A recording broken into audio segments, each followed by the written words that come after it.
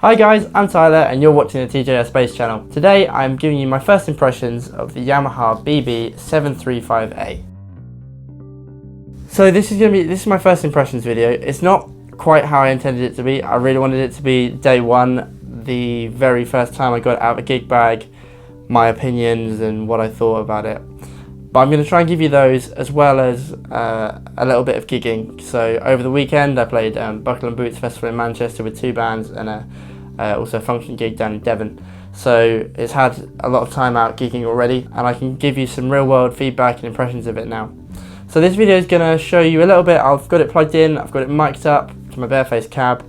So you'll hear a little bit of the instrument, you'll hear what it can do. And as well as that, I'm just going to give you some feedback on the construction, my views on the hardware, all those sort of things about the build quality of the instrument, and just really give you let you know where I'm at with it at this point. So I picked up the instrument at the start of last week on Tuesday evening, so it's a week today since I've owned the bass. And I picked it up second hand for £500 on the UK website Bass Chat.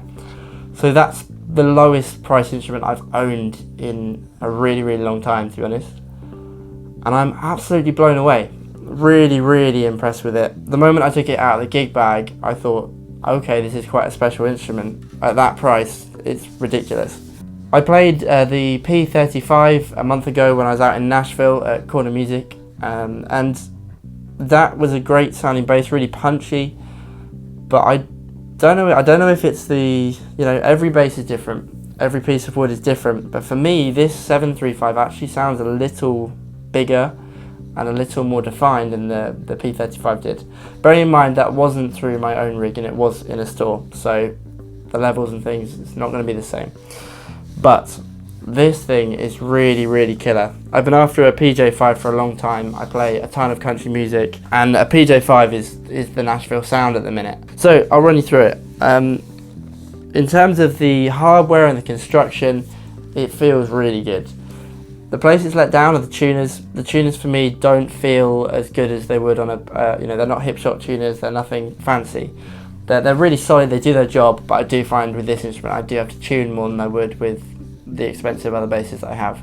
The bridge doesn't have the same option on the B string to reverse it as the P35, but to be honest, I don't really notice that, and the B string on this is really solid. If you just give the B a listen,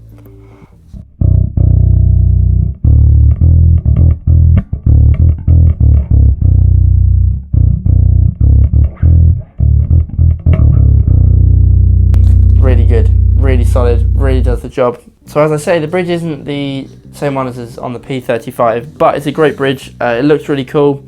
I love the satiny black finish on all the hardware, and it's nice Yamaha logo branded on the bottom. Moving on to the knobs, really smooth action. It's really nice. No issues with the knobs tilting or anything as they go around their travel. They're all really flat and really finely done. Really nice dents in the middle that lock in really solidly, and that's really important for me because I always run a PJ5. I run all my basses, in fact, just nudged forward, so it locks in there, and I just unlock it off the detente, and then it's really where I want it. And then the same goes for all these three tone knobs, bass, mid, treble. Yamaha always do it backwards, it's just their thing. Active passive switching, so bass, middle, treble, but I've run this mostly in passive mode. So in active mode the switch is down, you have your 3-band EQ, kicks in. Flick it up, the first two knobs become redundant, so the bass and the mids don't do anything. And the treble control becomes a passive tone, which is really important to me. So I'm really happy that they've put that on there. And then by using that, it effectively turns it into what the P35 is on its own. But having that active option is really useful, particularly for the kind of work that I do. In terms of looks, this thing has had so many compliments from the people that I've been playing with this weekend. People from the crowd come up to me, people that I'm playing with have come up to me and said, this bass looks great. And the matte black finish, despite the fact it's black, I've actually never liked a black bass until this one.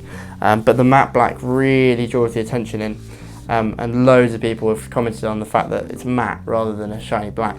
So that really picks up compliments. And that Yamaha logo, really cool. I don't know why I like that so much, but the logo it's actually a piece of metal. I don't know whether it's metal or plastic, but it seems metal.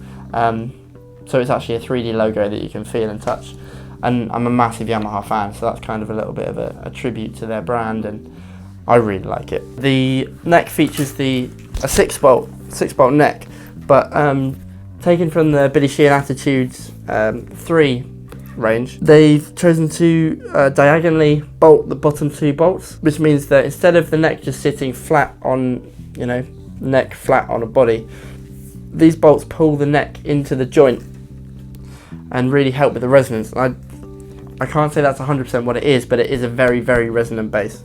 And then, yep, you're just traditional other 4 bolts in there. It's got the newer Yamaha feature of the battery indicator light. On some of the older Yamahas, the only indication I'd ever have that a battery was going was that it would start squealing. But having the indicator there means that I can check it out, and it's just a no-brainer of a feature. Put it on there, makes sense. And then just a 9-volt battery compartment here, just a standard plastic one, but you can understand that it's not a super expensive bass, and it does the job. I don't think many people would complain about it. When it comes to the pickups and the sound this thing is producing, killer. I play with a country artist called Danny McMahon in the UK, and within 15 minutes of starting the first rehearsal ahead of this festival, he was, praising the bass and saying how great it sounds, and it really does. I've always had a thing for Yamahas. My dad grew up playing Yamaha guitars and still owns a ton of them. And so being a Yamaholic is kind of part of the family. And I've been in and out with different BBs. I've had a BB5000, so the first ever 5-string bass. And that was from the 80s, and it was cool, but it didn't feel solid enough to gig regularly. The tuners were a bit, it was an old bass, and sometimes with an old bass it needs to be really well looked after. Otherwise it's just not going to be really feasible to gig. But it had a really cool sound, and it got a lot of compliments as well on gigs. I had a BB2, so the Nathan East signature model. That too, really, really cool bass. That got compliments. There's just something about Yamaha and the sound that they go for. They really, really get it right. As I say, this killed at the weekend.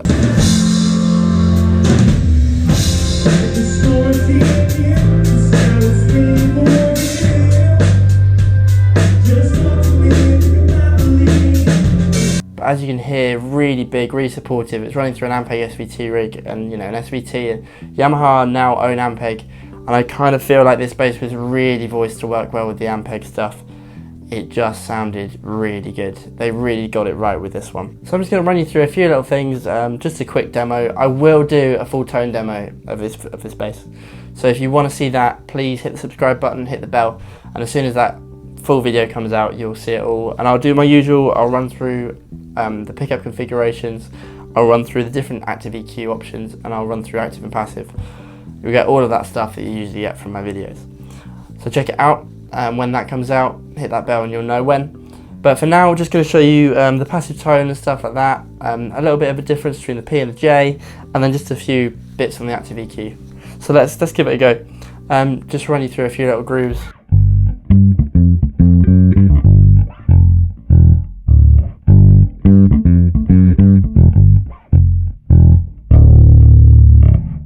Really big fat B string on that. That's the treble all the way up.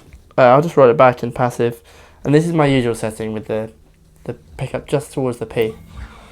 This is halfway on the treble.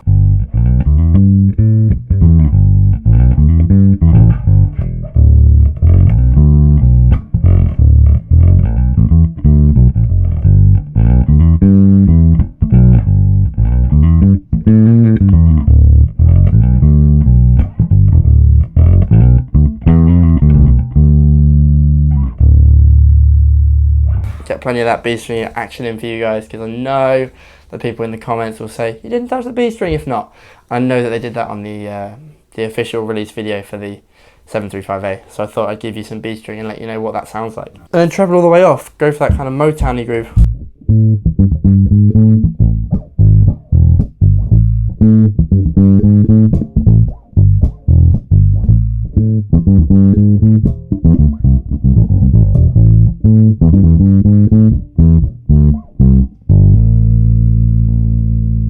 The thing I've really noticed was that the passive tone, you don't on a Fender P, as you roll the tone off, you get a lot more bottom.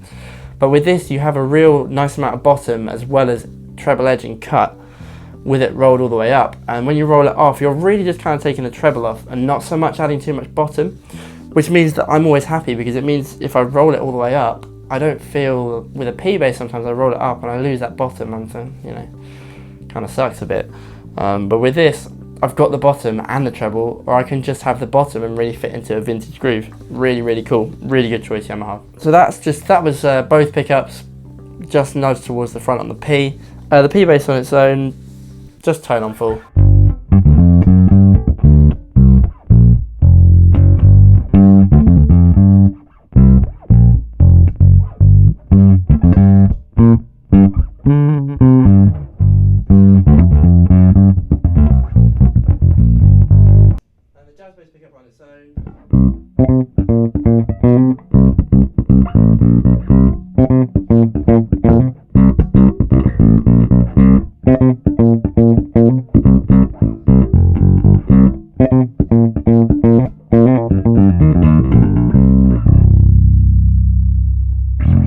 Really, really cool. Really great range of sounds on that. That's how I've run it all weekend. So with the both the function band and the country gigs, I just ran it passive all weekend, passive PJ, all I've wanted for a long time, and this is really, really killing it. Put it into active mode, and I hadn't really played with this, and I had to play with it just before I shot the video, and really, really cool what this does. It's not like an MTD where you end up with big scoops. You really get just more of what it already does. These EQ points really fit its tonal profile and just kind of add an extra bit of something.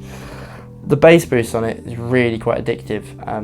I've only literally done it once, and I just want to, you know, whack it up again. But whacking all of them up, you still have a really usable tone. So I'm just going to show you that now. Actually, it'll be a lot louder because there's a lot of boost going on. But let's just go through that, and P up to back in the middle again, so it's P and the J.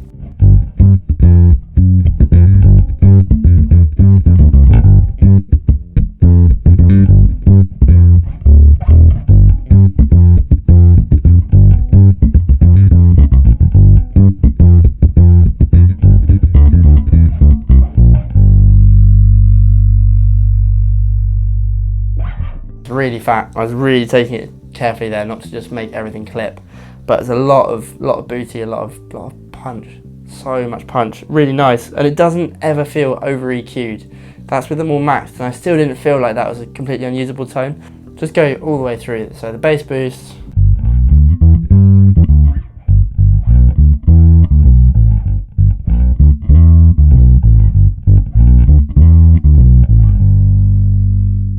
mid boost,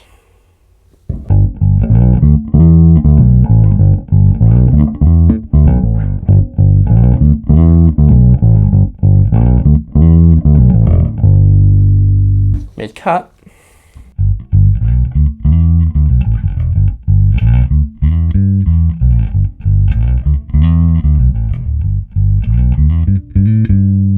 and it's treble boost.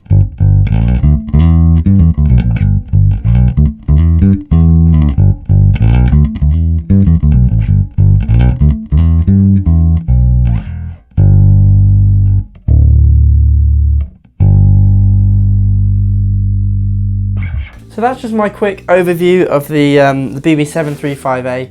I'm really, really impressed with what Yamaha have delivered. At £700, it's a great buy. At the $500 I picked it up for, it feels like it could be an absolute steal. So more gigs to come. I'll put more footage up. If you head over to my other channel, which is Tyler Spicer Music, I put up bass cam stuff there of gigs that I do. I know that sometimes you guys don't want to see that on the TJS Bass channel. I keep that gear focused, and I put all my other stuff on my Tyler Spicer Music channel. So if you want to take a look over there, give the videos a search. You'll find some stuff with the 735A there too, and really get an idea of how it sounds out on gigs. But yeah, for the minute, I'm really, really impressed, and I will clock in again with a full tone demo that properly runs through all those settings, not just like I did there with a little bit of playing around, and I don't think about these things before, I just have a little bit of a noodle. Whereas I'll do a proper structured video. Hit subscribe, hit the bell, and you'll find that video crops up quite soon. Let me know in the comments what your experience are with the BBs. I'm always coming back to a Yamaha BB. It's never more than a year before I'm back with one in my hands. So I really want to hear from you guys. What's your view on the BB series, and what do you think of these new ones? I did love the looks of the old series. I loved the 2025X. Those X scratch plates and stuff look really cool, but these are really getting the compliments from people. So let me know what you think about that. If you like the video, hit the like button, and once again, hit the subscribe button if you want to see more content, particularly about this bass. Thank you so much for watching, and I'll catch you again soon.